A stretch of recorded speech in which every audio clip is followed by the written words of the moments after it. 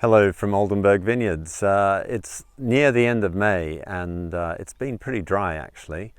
Talking to Adrian, consultant viticulturalist, he really does tap into the weather because it's crucial that we get things right at this time of year.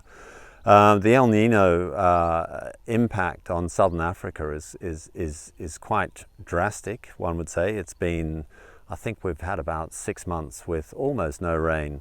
But thankfully in May this year we've had two rainy days with a little bit of rain, not much rain, but enough for Christo to actually find the gap and plant his cover crop.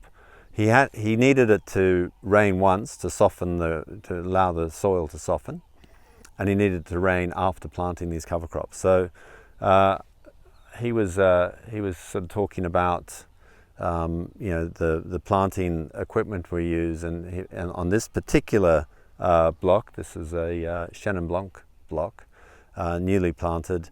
7 different types of seed have gone in there. All his choice of seeds, every seed has a purpose, and on the whole farm he's planted 14 different types of seeds. Some to help with compaction, loosening the soils up, so radishes. Some for nitrogen fixing, and just generally a sort of broad use of these cover crops. Hello, Christo here.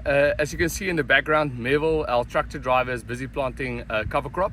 If they get a little bit closer, I'm going to show you what type of seed we are planting and how the planter works.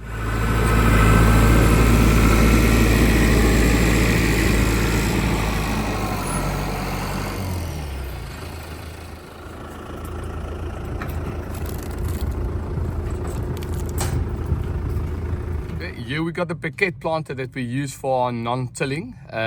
So as you can see in this, there's 3 different buckets where we can put seed in. So at the back, that's all in front.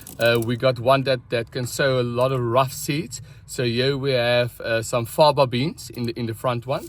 And if we move to the middle one, in the middle one we have a mixture of forage peas, lupins, veg, and ceradella that we mix together. That's in the medium one. And then in front, in the fine one, we have radish and then medic clover that we sow. So it's 7 different types that we mix together and we plant in one block. And the major benefit of the piquet planter is we can sow, like we do here, 7 different types of seed going over the soil only once, minimum impact, minimum compaction, and that's the big benefits for us. So yeah, it's nice, it's coming up, and we're going to have a quick drive around the farm and look at what's going on, but we've got some nice greenery, and we need a little bit more rain, so hopefully as we get towards June we get some rain, because things are pretty dry, but looking good.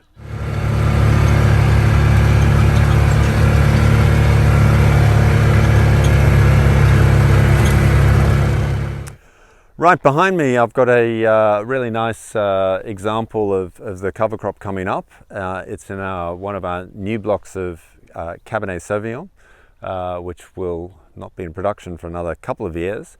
But it's coming up beautifully. It's a mustard seed which was planted about 2 weeks ago. So looking good. And over here we have a new block of poles. No vines, but in 2 months' time, or 3 months, probably in August, Christo's going to put in our last blocks of replanting of the Generation 3 project, which has been going now for nearly 8 years, or just over 8 years.